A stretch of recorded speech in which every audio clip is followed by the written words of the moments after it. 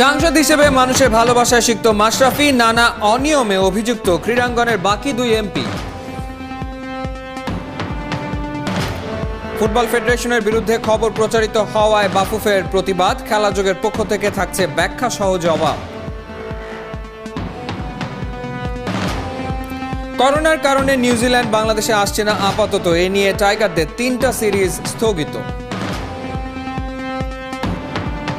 Bangladesh cricket board এবং New Zealand cricket board আলোচনা করে সিদ্ধান্ত নিয়েছে যে আগামী আগস্ট 2020-তে নিউজিল্যান্ড ক্রিকেট দলের যে বাংলাদেশ সফরের বিষয়টা চূড়ান্ত ছিল সেটা আপাতত স্থগিত করা হচ্ছে। করোনায় আক্রান্ত পাকিস্তানের 10 ক্রিকেটার, সামাজিক যোগাযোগ মাধ্যমে আবারও ঝড় তুলেছে ম্যারাডোনার কারবার। স্প্যানিশ লা লিগায় রাতে মাঠে নামছে বার্সেলোনা, অ্যাথলেটিক বিলবাওকে হারালে আবারও টেবিল টপ হবে কাতালানরা।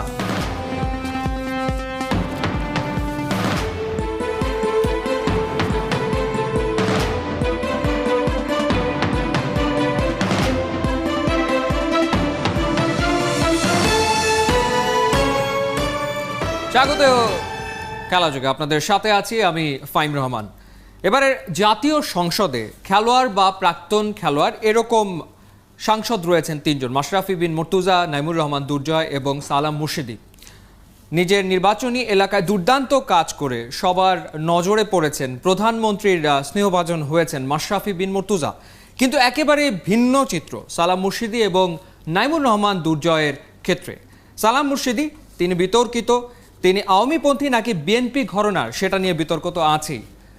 আর দুর্নীতির দায়ে অভিযুক্ত নাইমুর রহমান দুর্জয়, তারা ভবিষ্যৎ প্রজন্মের জন্য ঠিক কী ধরনের বার্তা দিচ্ছেন? নায়ান বিন জসিমের রিপোর্ট। করোনার ছায়া দিনে দিনে অন্ধকার করছে চারপাশ। পরীক্ষার জন্য লাইন লম্বা, আক্রান্তের তালিকাও ভারী হচ্ছে। 108তম দিনে আক্রান্তের সংখ্যা 1,20,000-এর ঘরে।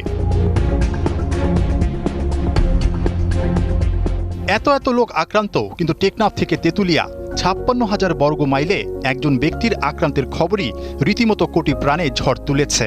তিনি মাশরাফি, ক্যাপ্টেন ফ্যান্টাস্টিক। মানুষের ভালোবাসার কতটা জুড়ে তার অবস্থান আরও একবার মিলল সেই প্রমাণ।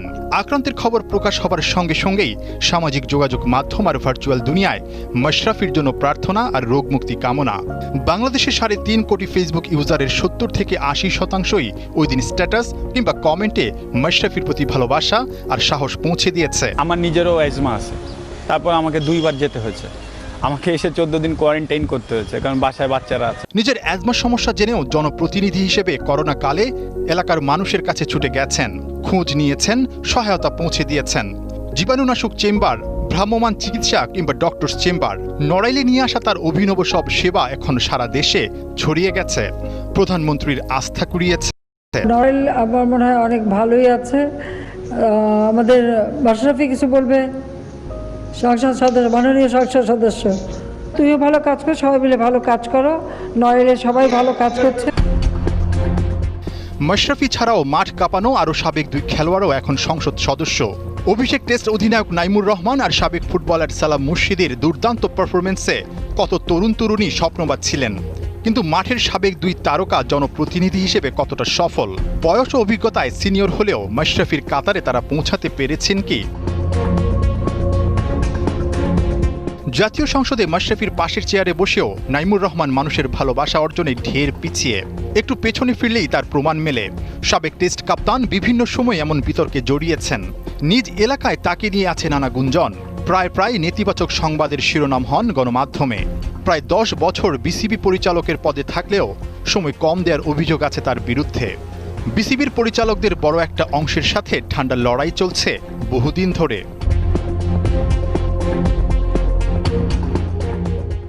সাবেক ফুটবলার সালাম মুর্শিদি বাফুফের সিনিয়র সহসভাপতি হিসেবে বিতর্কিত হয়েছেন ঢের। নিজে অনিয়ম না করলেও বাফুফের ফিনান্স কমিটির চেয়ারম্যান হিসেবে নানা অনিয়মের বৈধতা দেওয়ার অভিযোগও রয়েছে বেশ। 12 বছর সিনিয়র সহসভাপতি হিসেবে দায়িত্ব পালন করলেও 12 ইঞ্চি কি এগিয়েছে দেশের ফুটবল? করোনাকালে বাফুফের নির্বাচন নিয়ে ভোটার লিস্টের কারসাজিতে নিজের নাম জড়িয়ে ফেলেছেন তিনি। স্বল্প সময়ে মাশরাফি যেসব উদাহরণ তৈরি করেছেন তাতে ভবিষ্যৎ ক্রীড়াবিদদের রাজনীতির ময়দানে নামতে সাহস যোগাবে। রাজনীতির ছোট্ট ক্যারিয়ারে মাশরাফি পৌঁছে গেছেন মানুষের অন্তরে, তাই তো যে কোনো দুঃসময়ে তিনি থাকেন সবার প্রার্থনাতে। বয়সে ছোট এই ফ্যান্টাস্টিকের কাছ থেকেই শিক্ষা নিতে পারে ক্রীড়াঙ্গনের দুর্জয় সালাম মুর্শিদিরা। নাহিয়ান বিন জসিম, একাত্তর। খেলা যুগে প্রচারিত এক খবরে বাংলাদেশ ফুটবল ফেডারেশনের আপত্তি এবং তারা পাঠিয়েছে প্রতিবাদ লিপি। বাফুফেরই বর্তমান কমিটির একজন তিনি বিস্তর অভিযোগ করেছেন বাফুফের একজন বেতনভুক্ত কর্মচারীর বিরুদ্ধে এবং খেলাযোগ তা প্রচার করেছে। বাফুফের বর্তমান কমিটির সহসভাপতি তিনি জানিয়েছেন যে বেতনভুক্ত সেই কর্মচারী তিনি ফুটবল বাদ দিয়ে বাফুফেতে বসে রাজনীতি করছেন। খেলাযোগ অবশ্যই ব্যাখ্যা সহ জবাব দেবে, তার আগে আমরা আসলে দেখে নিতে চাই অর্ণব বাপির করা সেই রিপোর্টে কি ছিল। কবে এভাবে ফুটবলকে বিদায় বলবেন কাজী সালাউদ্দিন? প্রশ্নটা এখন আর প্রশ্ন নেই, ক্ষোভ হয়ে উঠেছে নিজের ঘরের মানুষেরই। বাফুফের সহসভাপতি বাদল রায়, মহিউদ্দিন মহিরা তো এখন আর মনে মনে নয়, প্রকাশ্যেই তার বিদায়ের প্রহর গুনছে। সালাউদ্দিনের লক্ষ্যটা যদি হয় ফুটবলকে এগিয়ে নেয়া, তবে সেটা এখন ছবির মধ্যেই সীমাবদ্ধ। কাজী সালাউদ্দিনের কমিটির অন্দরমহলের কোন্দল সর্বনাশ ডেকে আনছে না তো দেশের ফুটবলে? একসাথে ফুটবলের জন্য কাজ করার প্রতিজ্ঞা নিয়ে 2016 সালে তৃতীয় মেয়াদে যাত্রা শুরু করে সালাউদ্দিনের বর্তমান কমিটি। দেশের ফুটবল যেন থাকে দুধে ভাতে, সেই প্রার্থনা ছিল সহসভাপতি মহিউদ্দিন মহিরও। অথচ গেল 4 বছর আর্থিক অনিয়ম সহ নানা কর্মকাণ্ডে নিজের কমিটিকে প্রশ্নবিদ্ধ করেছেন মহি। সেই সাথে তুলে ধরেছেন কাজী সালাউদ্দিনের এক যুগের ফুটবলে প্রাপ্তির খতিয়ান। 12 বছরে বাংলাদেশের ফুটবল 12 ইঞ্চি এগোয়নি। এই 12 বছরে আমাদের প্রাপ্তি ভুটানের সাথে হেরে যাওয়া। এই 12 বছরে আমাদের প্রাপ্তি আমরা সাব ফুটবলের যে চ্যাম্পিয়নের স্বপ্ন আজকে অধরা। এই 12 বছরে আমাদের প্রাপ্তি ফিফা র্যাঙ্কিংয়ে বাংলাদেশের ফুটবল তলানির দিকে চলে যাওয়া। বাফুফের বর্তমান কমিটির সাথে মহির দূরত্ব বেড়েছে দিন দিন, সেটা পরিষ্কার। উপস্থিত ছিলেন না বাফুফের সবশেষ এজিএম সহ নানা বড় আয়োজনে। ঘরের মানুষ পর হয়েছে বলেই একের পর এক ছুড়েছেন অভিযোগের তীর। সালাম মুর্শিদিকে দায়িত্ব দেওয়া হয়েছে, হারুনুর রশিদকে দায়িত্ব দেওয়া হয়েছে, আব্দুর রহিমকে দায়িত্ব দেওয়া হয়েছে ভোটার লিস্টে অনিয়মের ব্যাপারে অভিযোগ নিষ্পত্তি করার জন্য। এখানে গঠনতন্ত্রে বলা হয়েছে যে নিরপেক্ষ ব্যক্তিদের দ্বারা এই ধরনের বিষয় সুরাহা করার জন্য। বর্তমান এবং সাবেক সংসদ সদস্য তারা আইন প্রণয়ন করেন, আইনটা সম্পর্কে তাদের ভালো করে জানা উচিত। কোনো প্রহসনের মধ্যে নয়। আমরা একজন ক্রীড়াবন্ধ প্রধানমন্ত্রী পেয়েছি, বঙ্গবন্ধু কন্যা রাষ্ট্রনায়ক শেখ হাসিনা ফুটবলকে ভালোবাসেন, ক্রীড়াকে ভালোবাসেন। সেই জায়গাটাতে আমরা যদি সঠিক সময়ে সঠিক সিদ্ধান্তের মাধ্যমে যাদের হাতে ফুটবল নিরাপদ এমন কোনো ব্যক্তিকে আমরা ওই চেয়ারে বসাতে পারি। অভিযোগের শেষ নাই বাফুফের সাধারণ সম্পাদক আবু নাইম সোহাগকে নিয়েও। বর্তমান কমিটির বাকিদের সাথে সোহাগের সম্পর্কটা যতটা গভীর, সহসভাপতি মহির সাথে তার উল্টো। মহির মতে কাজী সালাউদ্দিনের সব থেকে কাছের এই কর্মচারী একের পর এক অনিয়মে জড়িয়েছেন শুধুমাত্র নিজের চেয়ারটা ধরে রাখতে। এখানে যে ডেলিগেশন ফর্ম বিতরণ করা হয়েছে, ডেলিগেশন ফর্ম অফিসের মাধ্যমে জমা নেওয়া হয়েছে, সেখানে নানা ধরনের অনিয়ম বিস্তর অভিযোগের প্রেক্ষিতেই মনে হয়েছে আমাদের কাছে যে জেনারেল সেক্রেটারি এখানে একটা পক্ষভুক্ত হয়ে তার কর্মকাণ্ড পরিচালনা করছেন। করোনার কারণে নির্বাচন না করার নির্দেশ দিয়ে ফুটবল ফেডারেশনকে চিঠি দিয়েছে ফিফা। এটাকে ফুটবলের জয় হিসেবেই দেখছেন মহিউদ্দিন মহি। অর্ণব বাপি, 71। বাংলাদেশ ফুটবল ফেডারেশনের সাধারণ সম্পাদক আবু নাইম সোহাগ বাফুফের বিস্ফোরা, ঠিক এরকম শিরোনামে খবর প্রচার করেছে খেলাযোগ এবং এই খবর প্রচারের ফলে ভাবমূর্তি ক্ষুণ্ণ হয়েছে বাফুফের, এমনটা দাবি করে তারা প্রতিবাদ লিপি পাঠিয়েছে এবং যে প্রতিবাদ লিপি স্বাক্ষর করেছেন বাংলাদেশ ফুটবল ফেডারেশনের সিনিয়র সহসভাপতি সালাম মুর্শিদি। গত 12 বছর ধরে তিনি দায়িত্ব পালন করছেন এবং গত 12 বছরে মিডিয়াতে তার স্বাক্ষরিত কোনো চিঠি আসেনি, এবারই প্রথম, যা অবাক করেছে অনেককেই। এবার ব্যাখ্যা সহ জবাব দেবে খেলাযোগ এবং জবাবটা দিচ্ছেন উপল নন্দী। দেশের ফুটবলের সর্বোচ্চ সংস্থা বাংলাদেশ ফুটবল ফেডারেশন বাফুফের বর্তমান কমিটির সহসভাপতি মহিউদ্দিন আহমেদ মহির বক্তব্য ধরেই 20 জুন একটি রিপোর্ট প্রচার করেছিল 71। 22 জুন ওই সংবাদের প্রতিবাদ জানিয়েছে ফুটবল ফেডারেশন। লিখেছে, বাফুফের সহসভাপতি মহিউদ্দিন আহমেদ মহি ফেডারেশনের নির্বাচনী সাধারণ সভা উপলক্ষে বাফুফের আওতাভুক্ত সকল সংস্থার নিকট ডেলিগেট ফর্ম প্রেরণ এবং গ্রহণ প্রসঙ্গে নিজস্ব ধারণার বশবর্তী হয়ে বলেন, বাফুফের সাধারণ সম্পাদক একটা পক্ষভুক্ত হয়ে তার কর্মকাণ্ড পরিচালনা করছে, যা অসত্য এবং উদ্দেশ্য প্রণোদিত। ফুটবল ফেডারেশন থেকে পাঠানো প্রতিবাদের জবাব খুঁজতে নেমেছে ৭১ টিভি। এই ইস্যুতে কথা বলেছে গণযোগাযোগ ও সাংবাদিকতা বিভাগের সাবেক ছাত্র সিনিয়র ক্রীড়া সাংবাদিক নোমান মোহাম্মদের সাথে। জেনারেল সেক্রেটারি এখানে একটা পক্ষভুক্ত হয়ে তার কর্মকাণ্ড পরিচালনা করছে। না দেখুন, আমি রিপোর্টটা দেখেছি, আপনাদের এখানে রিপোর্টটা যখন প্রচারিত হয়েছে তখনই দেখেছি। আমার কাছে এটা মনে হয়েছে যে জার্নালিস্টিক পয়েন্ট অফ ভিউ থেকে, জার্নালিজমের এথিক্সের পয়েন্ট অফ ভিউ থেকে এখানে কোনো ব্যত্যয় হয়েছে বলে আমার কাছে মনে হয়নি। কারণ অভিযোগটা কে করছেন? অভিযোগটা কিন্তু একজন সাধারণ মানুষ করছেন না, অভিযোগটা করছেন বাফুফের বর্তমান কমিটিরই একজন সদস্য। তিনি হচ্ছে বাফুফের বর্তমান কমিটির তিনি সহসভাপতি হিসেবে দায়িত্ব পালন করছেন। সো একজন সহসভাপতি যখন বা কমিটির একজন সদস্য যখন কমিটির এগেনস্টে যদি কোনো অভিযোগ তোলে অথবা এই বাফুফের সংশ্লিষ্ট কোনো অভিযোগ তোলে, সাংবাদিকরা এটা প্রচার করবে না? সাংবাদিকরা এটা প্রচার করবেই। আজকে ধরেন ফিফা সভাপতি আছে জিয়ান্নি ইনফান্তিনোর এগেনস্টে যদি তার টিমেরই একজন, প্রতিপক্ষ না কিন্তু, খেয়াল করে দেখেন কিন্তু প্রতিপক্ষ না, তার টিমেরই একজন অভিযোগ তুলছে, যখন আপনি প্রতিপক্ষ অভিযোগ তোলে তখন এটা আপনি নানা রকম মিনিং তৈরি করতে পারেন, কিন্তু তার টিমের একজন যখন অভিযোগ তুলবে তখন সেটা সাংবাদিকরা প্রচার করবে না? সাংবাদিকরা তো তার জায়গা থেকে সেটা প্রচার করবেই, এটা তো বিগ নিউজ। ৭১-এর প্রচারিত রিপোর্টের সাথে বাফুফের প্রতিবাদপত্র দেখেছেন নোমান মোহাম্মদ। তার কাছে দুটো বিষয়ই পুরোপুরি পরিষ্কার। বাফুফে যে একটা ৭১ টেলিভিশনকে রিজয়েন্ডার দিল, তারা কি এই কোনো চিঠি কি ইস্যু করেছে মহির বিপক্ষে না, মানে কোনো একটা কারণ দর্শানো নোটিশ, যে ঠিক আছে যে আপনি যে এই বক্তব্যটা দিলেন, এই বক্তব্যটা আপনি একটা মিডিয়াতে যে কি কারণে দিলেন তার কাছে তো প্রথম দিতে হবে। সো সেটা দিয়েছে কিনা সেটা কিন্তু আমি ঠিক শিওর না। সেটা না করে যদি শুধু মিডিয়ার সঙ্গে যদি ইয়ে করে আছে টাগ অফ ওয়ারে, এটা লাভবান বাংলাদেশ ফুটবলও হবে না, বাংলাদেশ ফুটবল ফেডারেশনও হবে না। প্রতিবাদপত্রে আরও উল্লেখ আছে, সাধারণ সম্পাদক আবু নাইম সোহাগ বাফুফের কার্যনির্বাহী কমিটির নির্দেশ ছাড়া কোনো কিছুই করার ক্ষমতা রাখেন না। সে কারণেই মহিউদ্দিন আহমেদ মহির বক্তব্য ভিত্তিহীন এবং উদ্দেশ্য প্রণোদিত। সিনিয়র সহসভাপতি সালাম মুর্শিদি স্বাক্ষরিত এই প্রতিবাদপত্রের খবর পেয়েছেন মহিউদ্দিন আহমেদ মহিও। সোহাগ একটা বিস্ফোরা, এই ফুটবলের বিস্ফোরা, ফুটবল ফেডারেশনের বিস্ফোরা, এটা যদি কেউ বলে থাকে, কেউ যদি উচ্চারণ করে থাকে, এবং আমি নিজেও যদি সেটা বলে থাকি, সেটা তো অযৌক্তিক কিংবা অবান্তর কোনো কথা আমি বলিনি। সেই জায়গাটাতে সিনিয়র ভাইস প্রেসিডেন্ট সালাম মুর্শিদি উনি একটা প্রতিবাদ লিপি পাঠিয়েছেন। উনি যে মানে সোহাগের পক্ষে এবং সোহাগ যে তার পক্ষে কাজ করছে, ওনার এই রিজয়েন্ডারে কিন্তু আছে না, সেটা একেবারে প্রতিষ্ঠিত হয়ে যায়। ২০ জুন রিপোর্ট প্রচারের ঘণ্টা দুয়েক আগে এ ব্যাপারে কথা বলার জন্য ৭১ টিভির পক্ষ থেকে আবু নাইম সোহাগকে ফোন করা হয়েছিল, তবে বাফুফের সাধারণ সম্পাদক ফোন ধরেননি। উপল নন্দী, ৭১, ঢাকা।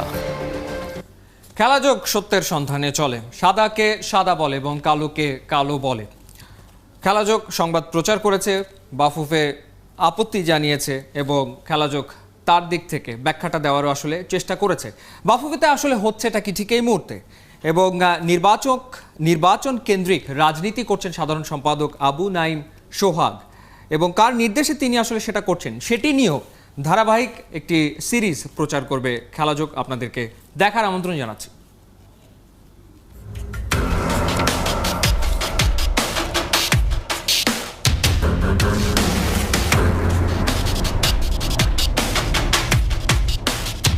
সোহাগ একটা বিস্ফোরা,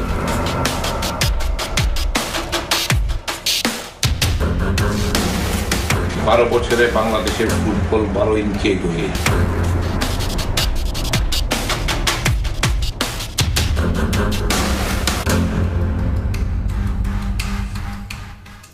স্থগিতের তালিকায় বাংলাদেশের আরও একটা সিরিজ। অগাস্টে আসার কথা ছিল নিউজিল্যান্ডের, কিন্তু করোনা পরিস্থিতির কারণে আপাতত কিউইরা বাংলাদেশে আসছে না। এর আগে বাংলাদেশের পাকিস্তান সফর স্থগিত হয়েছে, তারপর অস্ট্রেলিয়ার বাংলাদেশ সফরে আসার কথা ছিল, সেটিও স্থগিত হয়েছে। এ নিয়ে তিনটা সিরিজ টাইগারদের স্থগিত হলো, এবং বাংলাদেশ ক্রিকেট বোর্ডের প্রধান নির্বাহী জানিয়েছেন 2 বোর্ডের মধ্যে আলোচনা হয়েছে, কোনো একটা সময় এই সিরিজ নিশ্চয়ই মাঠে গড়াবে। তবে একের পর এক সিরিজ স্থগিত হয়ে যাওয়ায় এবছর টাইগারদের আন্তর্জাতিক সূচি সেটি আসলে হুমকির মুখে পড়ে গেছে। নাইন বিন জসিমের রিপোর্ট। Nice. That is a really good shot.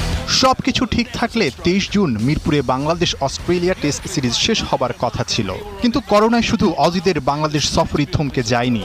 এপ্রিলে পাকিস্তানের মাটিতে টাইগারদের এক ওয়ানডে আর এক টেস্ট, মেতে 3 ওয়ানডের জন্য বাংলাদেশের আয়ারল্যান্ড সফরও বন্ধ হয়ে যায়। এবার সেই তালিকার এক খালি পূর্ণ হলো আগস্টে নিউজিল্যান্ডের বাংলাদেশ সফর স্থগিতের সিদ্ধান্ত আসলো, যেখানে টাইগার আর কিউইদের মধ্যে 2টা টেস্ট ম্যাচ খেলার কথা ছিল।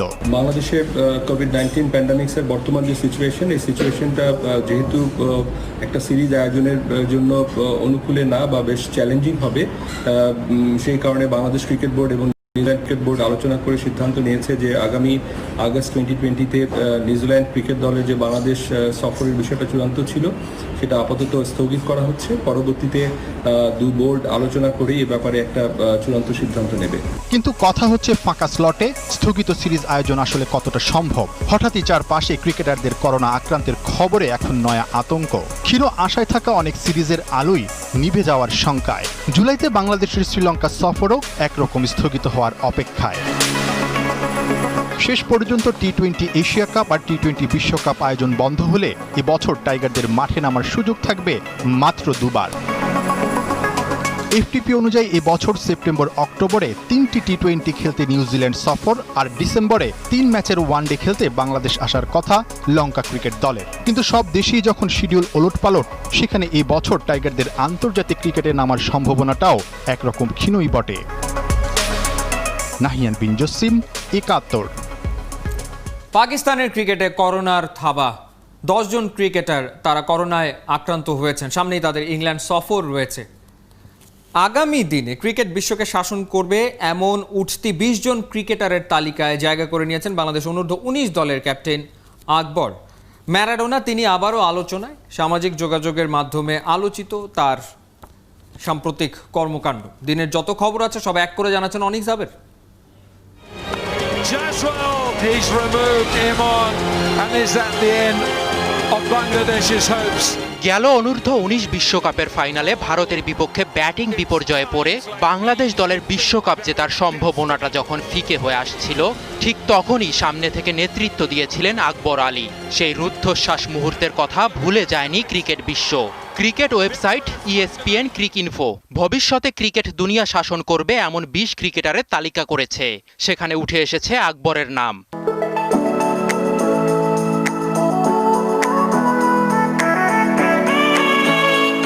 নিজ দেশ নিউজিল্যান্ড করোনা মুক্ত হয়েছে, কিন্তু মহামারীর এই দুঃসময়ে বাংলাদেশের অসহায় মানুষদের জন্য ঠিকই মন কাঁদছে ড্যানিয়েল ভেটরির। বাংলাদেশ ক্রিকেট বোর্ডের নিম্ন আয়ের কর্মচারীদের আর্থিক সাহায্য করতে চেয়েছিলেন।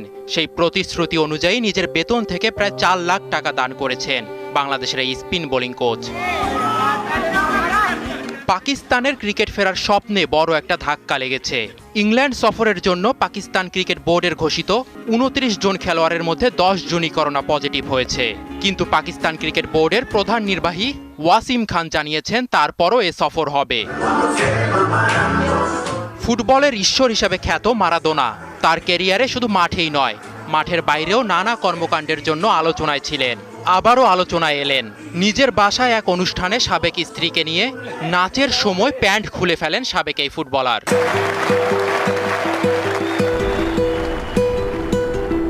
করোনা ভাইরাসে আক্রান্ত হয়েছেন টেনিসের পুরুষ এককের বিশ্বের 1 নম্বর খেলোয়াড় নোভাক জকোভিচ। আন্দ্রিয়া ট্যুর ইভেন্ট খেলা 4র্থ খেলোয়াড় হিসেবে আক্রান্ত হলেন তিনি। অনিক জাবের, 71। এই ছিল এই মুহূর্তের খেলাযোগে সরাসরি সংবাদ অনুষ্ঠান দেখতে থাকুন 71-এর ফেসবুক পেজে এবং সাবস্ক্রাইব